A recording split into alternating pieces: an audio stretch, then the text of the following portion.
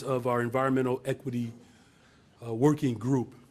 Today is a very special day, one that highlights the core tenets of my administration's environmental agenda, an agenda that centers race, class, and gender as we design environmental solutions, and an agenda that encourages co-governance, partnership, and coordination with leaders and residents who are on the front lines of environmental justice, and an agenda that determines the root causes of our environmental inequities by analyzing data and the lived experiences of our community residents so that we can better guide our actions to mitigate environmental burdens in our city. The Department of Public Health and the Office of Climate and Environmental Equity have been working hand in hand with community leaders, environmental justice advocates, and organizations to develop what is known as the Cumulative Impact Assessment. This was a citywide, full force of government project to provide data on how environmental burdens and other stressors may vary in impact across the city. The effects of climate change and environmental stressors aren't felt the same from neighborhood to neighborhood or community to community. We know that decades of disinvestment in our South and West Side neighborhoods have led to inequities that negatively impact housing, health, the local economy, and of course the environment. These are impacts that are felt over time and widen existing inequities in our communities. And that's why an important principle of the Cumulative Impact Assessment Project is how we center the voices and experiences of those who live with these issues every single day. In the greatest city in the world, no neighborhood should have to suffer the burdens of pollution more so than any other neighborhood. In fact, the time to act on environmental justice is now.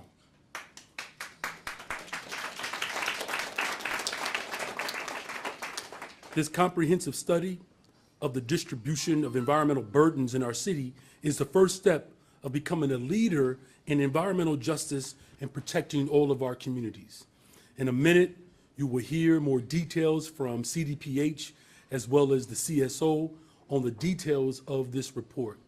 Before then, I will say the assessment confirmed what we already knew, that neighborhoods like Austin, East Garfield Park, Inglewood, Humboldt Park, Pullman, North Lawndale, Little Village, McKinley Park, South Chicago, Roseland, and South Deering are some of the most burdened by pollution and the effects of environmental exposures.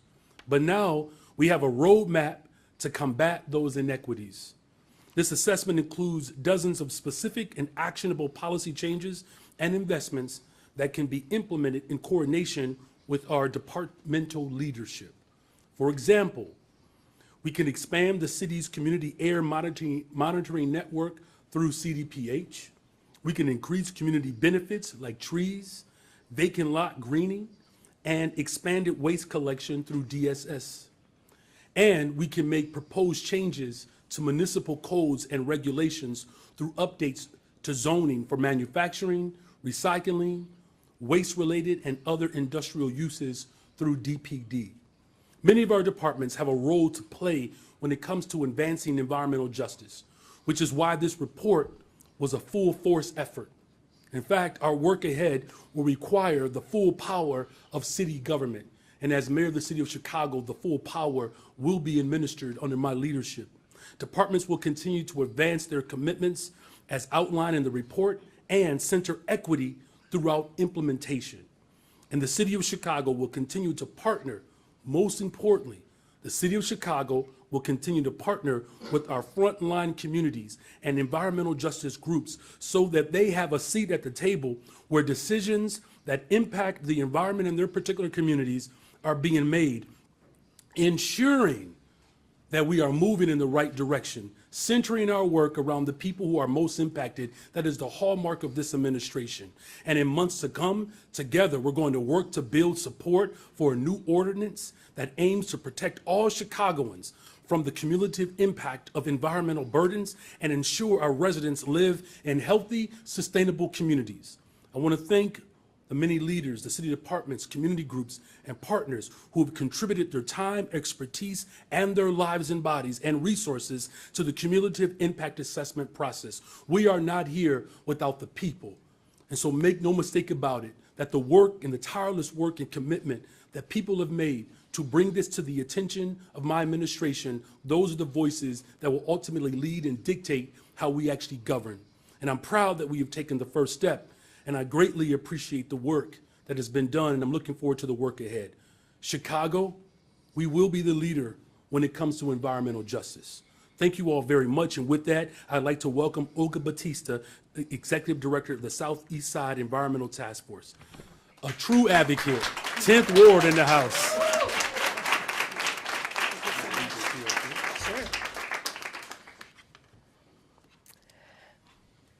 My fellow community members, today I stand before you with great anticipation and hope as we embark on a transformative journey guided by the release of an impactful report by the city. This report not only highlights the cumulative impacts that have shaped our environmental justice communities, but it also paves the way for a future where we can proactively address these challenges and ensure that justice prevails. The report emphasizes the need for the city to go beyond mere acknowledgement and take bold steps to reshape our landscape, both literally and figuratively, because it also calls for a fundamental shift on how and where development occurs through land use planning and zoning reform.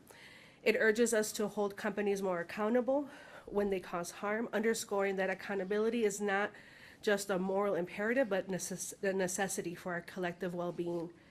Moreover, the report emphasizes the vital importance of ensuring that the people who reside in environmental justice neighborhoods are direct beneficiaries of local development. It recognizes that equitable growth must be at the heart of our vision for the future. That's why the assessment goes beyond diagnosis. It offers concrete policy proposals aimed at establishing new governance structures, authorities, and resources dedicated to promoting and demanding environmental justice. We look to our City Council in the months ahead to introduce and pass an environmental justice cumulative impacts ordinance. This ordinance will not only enshrine these critical protections in the city law, but also serve as a testament to our collective commitment to change. In this endeavor, we must continue to collaborate with the mayor, city council, and our community and business leaders. Together, we can prove that economic development and environmental justice are not mutually exclusive, but rather can coexist. They are not just possible, but they are necessary for a better, safer, and stronger city. While there's much work ahead, this report marks a significant first step. One taken together with agencies, government, and our community, it illuminates the path forward towards a Chicago where equity, health, and justice prevail for all. In closing, let us embrace this opportunity to redefine our great city, not just in terms of infrastructure and development, but in terms of our commitments to justice, fairness, and the well-being of all of our citizens. I think that together we can ensure that Chicago thrives in a healthy and equitable way for all its residents. Thank you so much, and let us march forward to a brighter and more just future together.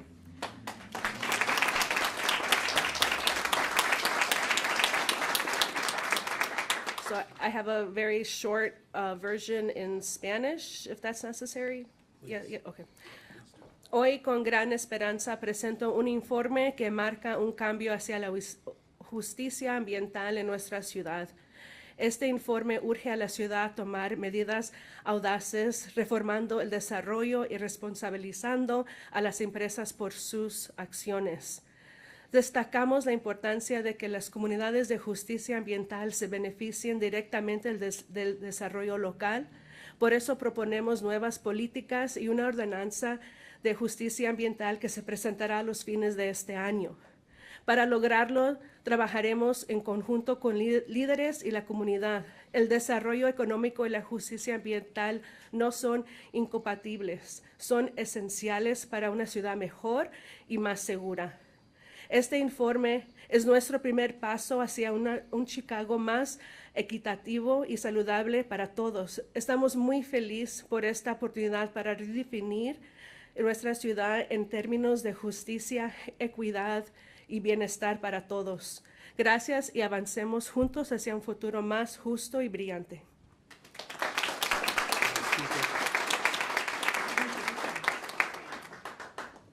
Now we're going to hear from Angela Tovar.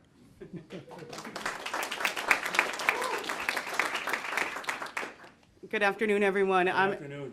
Good afternoon. I'm Angela Tovar. I'm the newly reappointed Chief Sustainability Officer and the Director of the Office of Climate and Environmental Equity. Thank you. Thank you. I want to begin by just talking about how proud I am to stand here with this collective group of dedicated leaders and even more folks that are sitting here in the seats. This was an effort, that was a charge from our mayor, right, to think about co-governance, but we stand here with him and then with our elected leaders, our community leaders who represent frontline organizations, my colleagues from the Office of Climate and Environmental Equity and CDPH, and we're here to share the Cumulative Impacts Report. This report marks a significant milestone in our journey as a city towards a more just and sustainable future for Chicago. This is not just a report that is a compilation of data. It's a testament to the power of shared ownership. It's a testament to the dedication of our frontline leaders and to this collective group's unwavering commitment to environmental justice. Before we delve into the specifics of the report, I want to emphasize the importance of community co-development throughout this process. Chicago's strength lies in our vibrancy and the uniqueness of our communities, something that our mayor often refers to as the soul of Chicago. This is why we actively came together with local leaders, prioritizing leadership from communities that have been long ignored, communities that bear the burden of environmental injustice, and communities that have been historically left out of the table and the decision-making process. It's up to us to ensure that their lived experiences help shape policies and actions to undo environmental harms and to shape our vision for a sustainable future in this report and beyond. Through community co-governance, policy co-development, and continued coordination on environmentally pressing issues, we ensure that our city subscribes to the very foundation of environmental justice, being inclusive and allowing the wisdom of those most impacted to guide our path forward. The process to co-development and recommendations in the CIA has proven once again that environmental injustice is not a standalone issue, but one that intersects with health, with education, housing, and economic opportunities. Therefore, we called on our colleagues in our city departments to help develop a whole of government approach and to support our working groups in tackling these issues comprehensively. This approach led to us breaking down silos, sharing knowledge and strategies, and identifying new policies. And the work doesn't end here. The release of this report is not the conclusion, but really the beginning of a new chapter in Chicago's journey towards environmental justice. A Chicago where we put the health of our people first, our communities first, and our planet first. Armed with this roadmap, we must now turn our attention to actionable solutions. We work together in continued partnership on a suite of policies and operational changes that address the disparities identified in this report, and to also invest in equitable clean energy, improved air and water quality, creating green jobs, and ensuring access to environmental benefits across all of Chicago's neighborhoods. I want to express my gratitude to the residents of Chicago, many who came out to our numerous community meetings, the leadership here in our room, our policy co-chairs, our offices of climate and environmental equity and the Department of Public Health, and our department colleagues, all those who have contributed to this report. Let's embrace this moment as a call to action to build a Chicago that truly leaves no one behind, a city that thrives sustainably and justly for generations to come. Thank you, and I will now turn it over to our Managing Deputy Commissioner, Megan Cunningham of CDPH.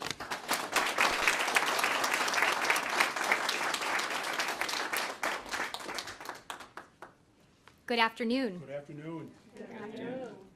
It's an honor to be up here today with so many champions for environmental justice in Chicago to speak a bit about why the cumulative impact assessment is so important from a public health standpoint, the data and methods that we used to create the Chicago EJ Index, and how we hope that these findings will be used to advance health and racial equity in Chicago. So a big part of public health is about changing the conditions of our neighborhoods so that people have access to the resources, opportunities, and environments that they need to live healthy lives. And we know that here in Chicago, on average, there's more than a 10-year gap in life expectancy between Black and white Chicagoans. And fully half of that gap is due to chronic diseases like cancers, heart disease, asthma, and diabetes. Evidence shows there's a strong relationship between pollution exposure and health, from things like dust to lead to diesel emissions. Pollution can contribute to people getting sick and exacerbate symptoms for people who are living with chronic illnesses already.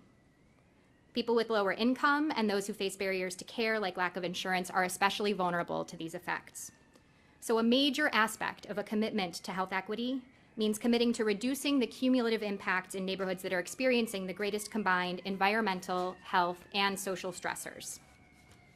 So as in all things with public health, we need to start with the data and understand where in Chicago are people most vulnerable based on these cumulative impacts.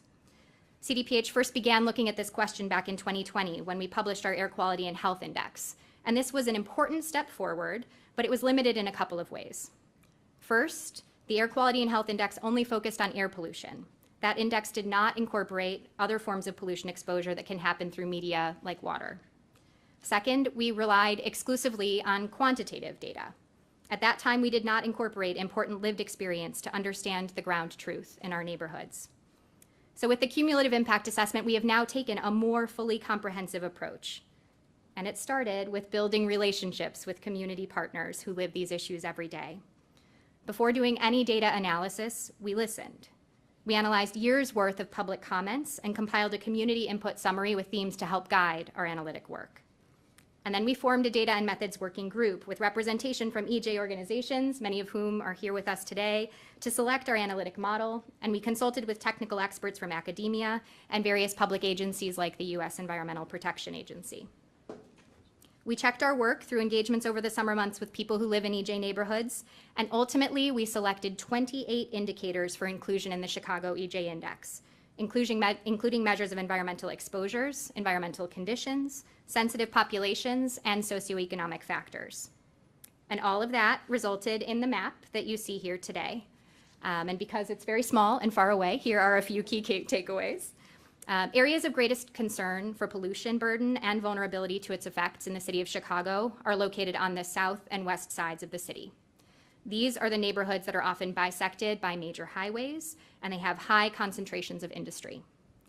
Almost 30% of all Chicago census tracts are designated as EJ neighborhoods, and more than half of all Chicago community areas have at least one census tract within their boundaries that is designated as an EJ neighborhood. CDPH has learned through this process about how important it is to share data more freely and frequently and to meaningfully engage community members in the process. So beyond even those indicators included in the Chicago EJ Index, we also commit to tracking and reporting on many more indicators of interest to community members as part of a publicly accessible data dashboard that is planned for release in early 2024. But as others have said, this cumulative impact assessment isn't data for data's sake. It is data to power action. So now CDPH looks forward to continued collaborations with the Office of Climate and Environmental Equity, city departments, state and federal agencies, community partners, industry leaders, the mayor, our city council members, to continue to wrap our arms around these EJ neighborhoods and protect them from continued harm by mitigating impacts from existing businesses, thinking differently about where, how, and what kind of development is allowed, and making sure that our EJ neighborhoods share in the benefits of Chicago's continued growth. Through this cumulative impact assessment process, we are establishing our city as a national leader in understanding and addressing cumulative impacts in our continued pursuit of better health and environmental justice. This is one more important step towards closing Chicago's racial life expectancy gap and realizing the vision of a healthy Chicago. I thank everyone and hope that our community partners feel the weight and importance of what we have accomplished here together today. Thank you. And I will now invite Executive Director of the Little Village Environmental Justice Organization, Kim Wasserman, to speak.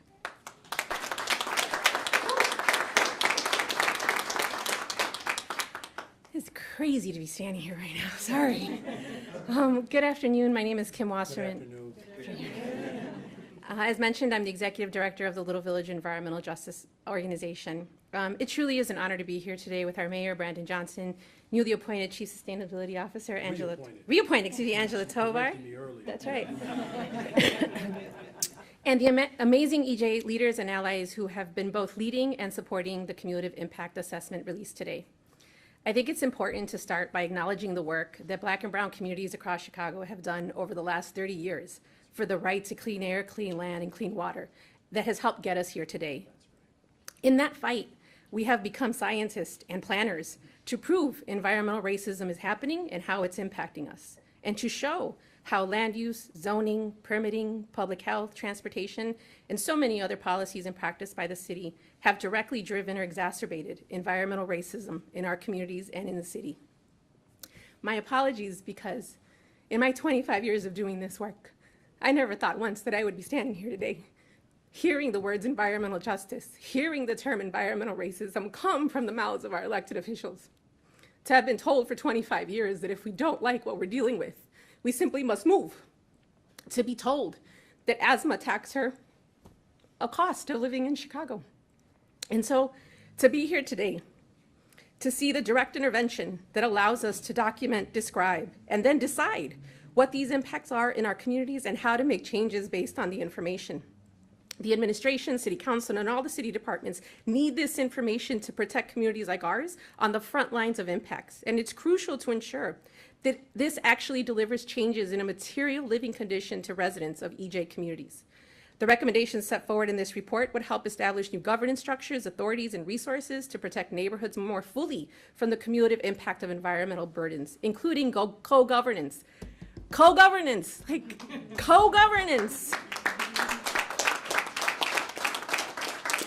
Co-governance of these issues where city staff are responsive to the expertise and experience of community residents. Let me say it again, responsiveness to the expertise and experience of community residents, the people on the front lines who bear cumulative impacts and who also have ideas and solutions for justice. We look forward to continue working with the Johnson administration in advancing and implementing specific policy changes, gathering additional data and analysis in the public-facing dashboard, and continuing to strengthen community engagement across the city. Thank you for your time today, and thank you, Mayor, for giving us a chance to breathe.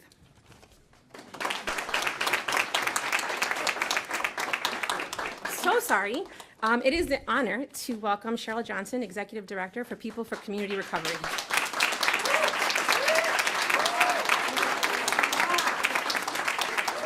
Darn, Kim, you got me crying over there. You know, because you brought up so much emotion. My name is Cheryl Johnson, and I'm a long-term resident of Olga Gardens, one of the neighborhoods in the Riverdale community. My mother, Hazel Johnson, is known as the mother of environmental justice, not just nationally, but internationally. I've been doing this work. See what you did? 40 years.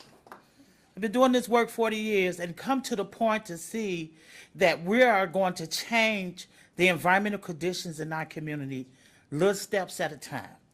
It took us 40 years to get here. My mother said 40 years ago that if we don't get our act together, we're going to see a difference in the change in the weather pattern. We call that climate change today. This is real, y'all. It's not just about, I don't have to hear no more that it's just about pollution in Olga Gardens. It's about the environmental quality for all of us in this city. It is difficult. I don't have to listen to the ramblings of the past. They're saying, well, why not your neighborhood to be polluted? Why not from this same council or government that I'm standing here right now today? And thank you, Mayor, for bringing it to carry this mantle on, because it's just the beginning. And it's going to take a whole lot of hard work to get here, because I'm telling you, I went through the hard work. I went through being blackballed in my own city because I wanted justice, environmental justice for my community. I can say that freely today, that I'm free. I'm free. I can breathe in my own city. that neglected us for so many years. Fortunately, my mother had to take it nationally for us to get right here where we at today. And I just hate that she's not here to appreciate, to understand that the work that she have done is not in vain. It is the beginning of bringing us all together. Because the reason why I love this work, because I've been doing it for 38 years, 44 years with her, but she decided to pay me only for 38 years. But that's fine. You know, so we're here to do this work together, y'all. We can't do it individually, even though we spearheaded it. But I tell you, this is the beginning for us to have a vibrant, healthy city of Chicago. And now council person ain't got to tell me that it's coming in your neighborhood again. Why not your neighborhood? And I want to thank everybody who put in this hard work, because it wasn't easy. Angela, I love you to the bone. Because if no boy had that vision and that expertise and our community as scientists for our own neighborhood, we wouldn't be here standing here today. So I just thank everybody who put in this hard work, but it's only the beginning. Thank you. And I would bring my mayor, my namesake now, but I'm older than you, back to the podium. Thank you. Thank you all again. We'll take a couple of questions here. I just want to emphasize the importance of why we lead with love. You know, I know it's a radical idea that the city of Chicago is adjusting to, but that's who we are. We lead with love, and again, to be compassionate, collaborative, and competent. That's what the city of Chicago has desperately called for, and that's what the city of Chicago has. I'm not in charge of this process, so. Hi, everyone. Good afternoon. I'm just the mayor. We'd like to start with on-topic questions, if any media in the room. Right here? All right, you won again. Hello, Mayor. Well, you know, I'm persistent. I've been at it for a while, too. Not as long as those folks. But Michael Hawthorne from the Tribune. A lot of you talked about this being the beginning of a lot of hard work. There's been hard work to get here. There's a lot more ahead. Is the only way that there's going to be actual meaningful change is if the city abolishes the planned manufacturing districts? Well, I mean, I think in order for us to have meaningful change is that we actually have to bring people together and rely upon the expertise of the folks who are most impacted. So change doesn't start with just simply abolition. Change starts with actually coalition.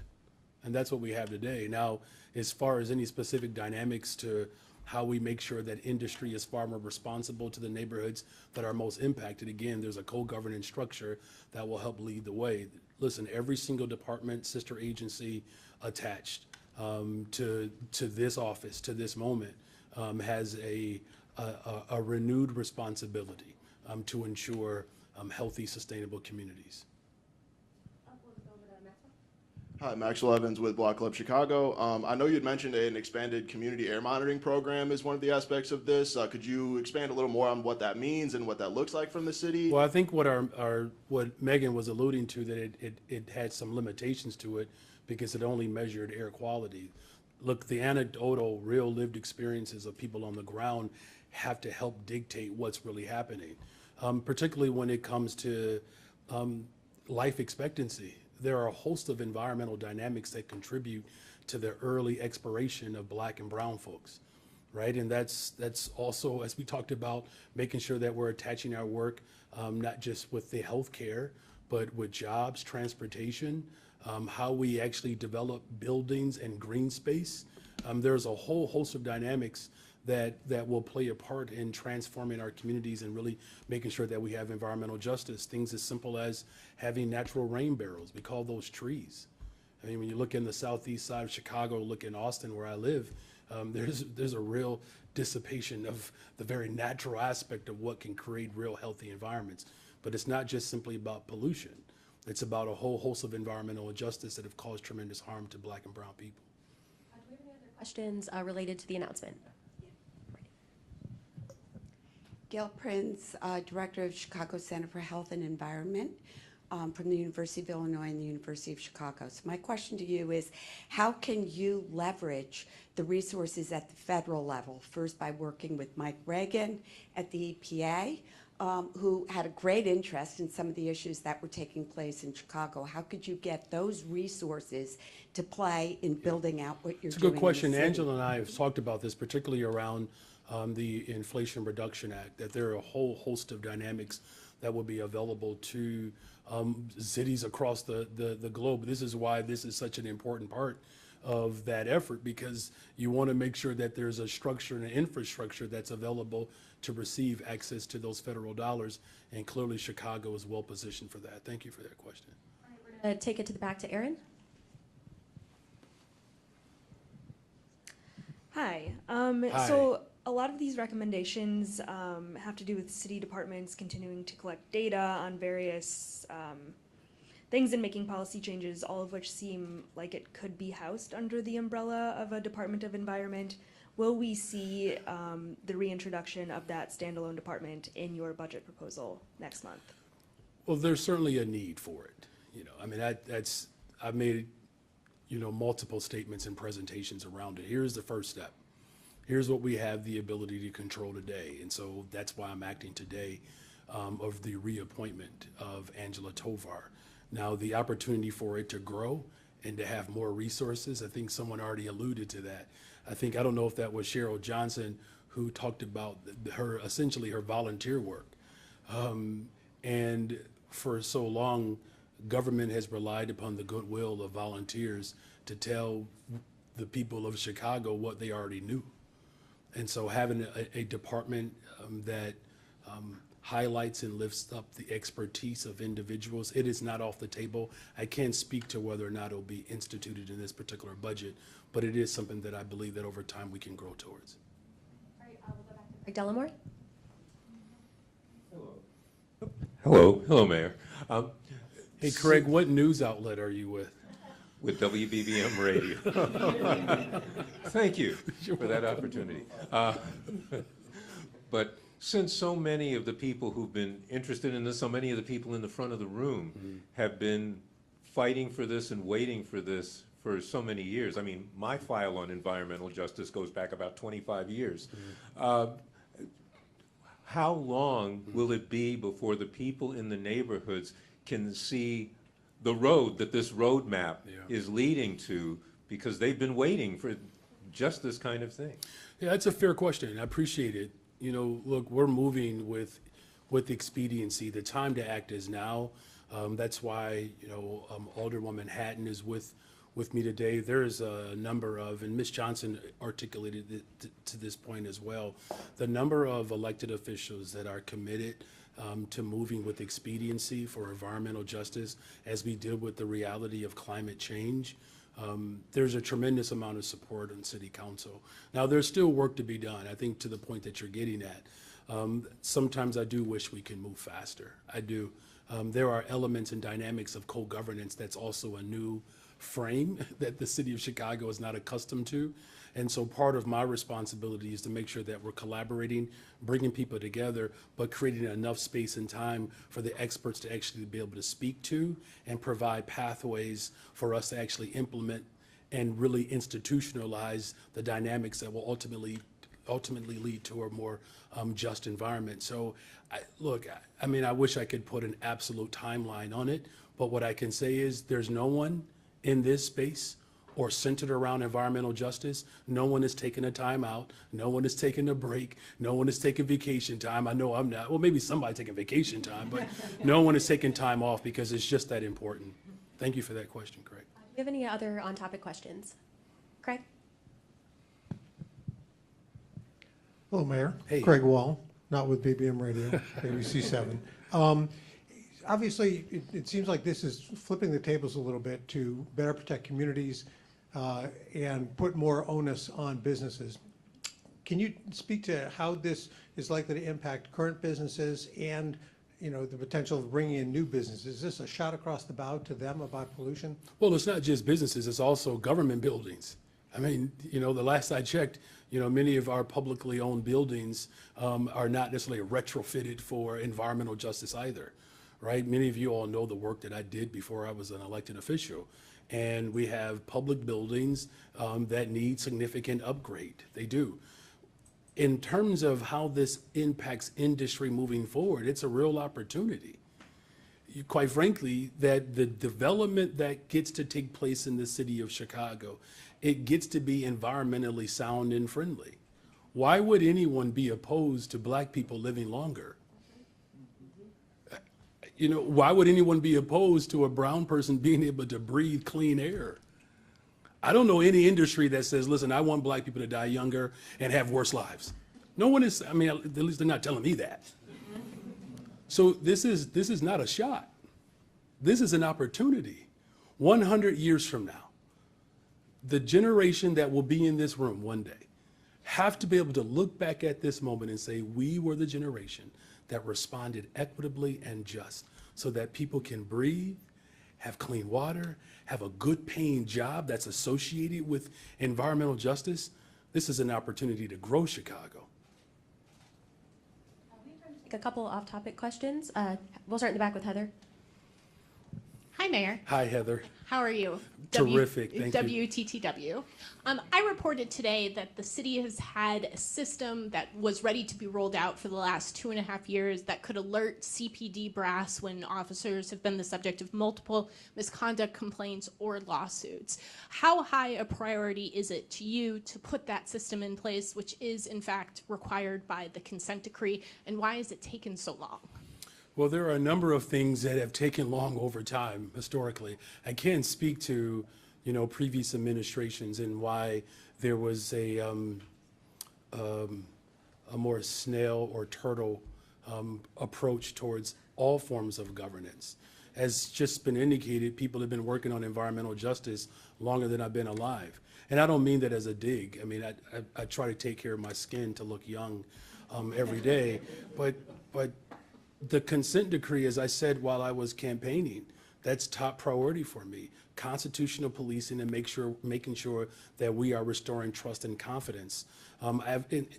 Restoring trust and confidence to the people of Chicago. As far as this particular dynamic within the consent decree, I've looked at all of them. I appreciate the reporting, and we're moving with expediency, working with our community partners, also working with the leadership within the police department to move with some more hurriedness to make sure that the people of Chicago know that we take the consent decree seriously. But thank you for that reporting. Hi, Mayor. Timon Bradley, WBBM-TV. I could play nice and ask about the lead pipes, given we're talking environment, but I won't do that unless you wanted to weigh in. So you're going to play mean? I think I'm trying to sneak in two questions. Okay, all right. You're so good. If you could just update us on the status of the effort to replace the city's lead pipes, what you think about that. But I wanted to ask about Mexican Independence Day celebrations over the weekend, because I guess there's really two camps of thinking on that. One, it's a celebration, and cities are where people go to gather, and folks are having a good time. But at the same time, there's a public safety piece. There's an inconvenience for residents of the Loop. So, what did you make of how things went with the Mexican Day celebrations over the weekend? Well, I will say, look, the lead pipes being replaced, that's something that is still front and center in my administration. As everyone knows in this room, the impact of lead, particularly with black and brown communities, it is absolutely horrendous. And I'm going to be in D.C. again this week with having a host of conversations around a variety of dynamics, and this is one of them. There's a motto that has been used in Newark, New Jersey, that has caught my eye. But there's also a matter of workload and scale and who gets to participate in the removal of those lead pipes and the jurisdiction that homeowners have versus the city of Chicago has. So it's a complex dynamic, but it's not something that is insurmountable. We'll figure it out. As far as Mexican Independence Day, first of all, what an amazing celebration. I mean, red, white, and green, the flags, the culture, the outfits, the creativity, the vibrancy that Mexican Americans bring to the city of Chicago and really around the globe. It is just remarkable. The sights, the photos, the parades, what a beautiful display of culture. But you've made a very, very pointed point here around what my ultimate responsibility is. And that is to make sure that we are creating safe spaces for the people of Chicago. And the balance is we celebrate culture. And making sure that our first responders have access to hospitals and clinics and all of the type of movement that takes place day to day, whether there's a celebration going on or not, I have a responsibility to ensure that people who are experiencing health crises or any emergency, that we have the ability to do that. Now, as far as how we can make it better, there are some ideas that are already rushing in. Trust me, I didn't realize how many people have my cell phone number, and people have strong recommendations. But again, the beauty of the city of Chicago is really our diversity, and it was an incredible display of Mexican independence, which is really a remarkable testament to liberation across the diaspora. Thank you. Go to Mary Ann for the last question. Thank you, Mayor. You're Cash welcome. bail, your thoughts on cash bail? I saw your tweet earlier today, or X, whatever you want to call it. What would you say, though, to those who are concerned and worried that it will lead to making the city less safe?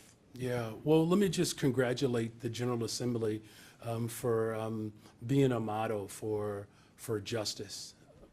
You know, I've said this a couple of times. I think it's worth repeating that there has been a particular formation that has been in place for a very long time that has not led to safer communities.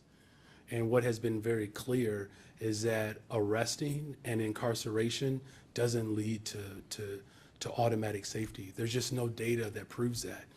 As you're hearing today, we are very much data driven. And so I do know that there are individuals that have concerns about this particular piece of legislation and what this law means.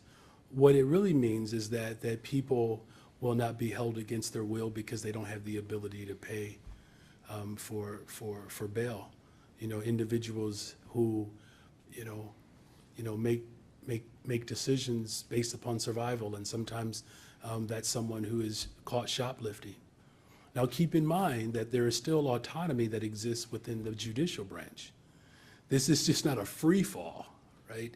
And so I think it's incumbent upon all of us to understand the sophistication behind this new law and not be subject to a puerile response. We have to actually have some level of maturation to understand what the impetus behind this particular piece of legislation has been.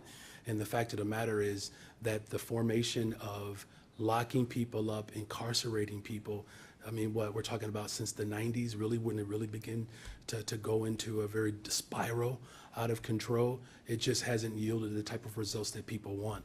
A better, stronger, safer Chicago means an equitable and just society. Thank you all very much. I'm going to have everyone hold for a group photo.